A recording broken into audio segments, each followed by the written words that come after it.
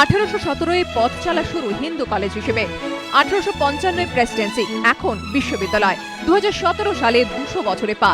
রাজ্য রাজনীতির দুই মেরুকে কি মেলাবে 200 বছরের প্রেসিডেন্সি? জল্পনা তুঙ্গে। বছরভর অনুষ্ঠানের উদ্বোধন জানুয়ারি 6 তারিখ। ক্যাম্পাস ছেড়ে দ্বিশতবর্ষ পূর্তি উৎসবের সূচনা হবে প্রিন্সেপ ঘাটে। উদ্বোধক মুখ্যমন্ত্রী, থাকবেন রাজ্যপাল, আর থাকবেন এক ঝাঁক উজ্জ্বল প্রাক্তনী।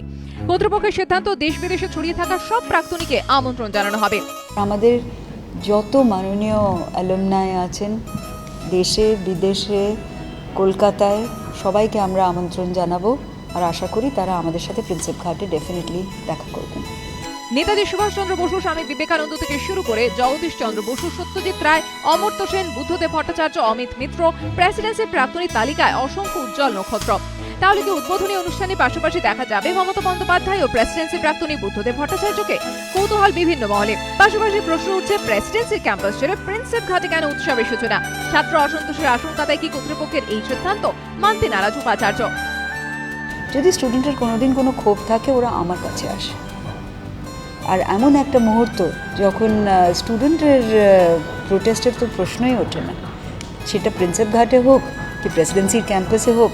আজকে 200 বছর কার জীবনে এসেছে। প্রেসিডেন্সির এই উৎসবকে ঘিরে অনুষ্ঠান হবে সারা বছর। অনুষ্ঠানের জন্য সরকার অনুদান দিচ্ছে প্রায় 10 কোটি টাকা। জানুয়ারিতে হবে গ্লোবাল এডুকেশন সামিট। বিভিন্ন আলোচনায় অংশ নিতে আসছেন অমর্ত্য সেন সহ 6 নোবেল জয়ী। আগামী 20 জানুয়ারি প্রেসিডেন্সির প্রতিষ্ঠা দিবসে নেতাজি ইন্ডোরের অনুষ্ঠানে আসছেন রাষ্ট্রপতি।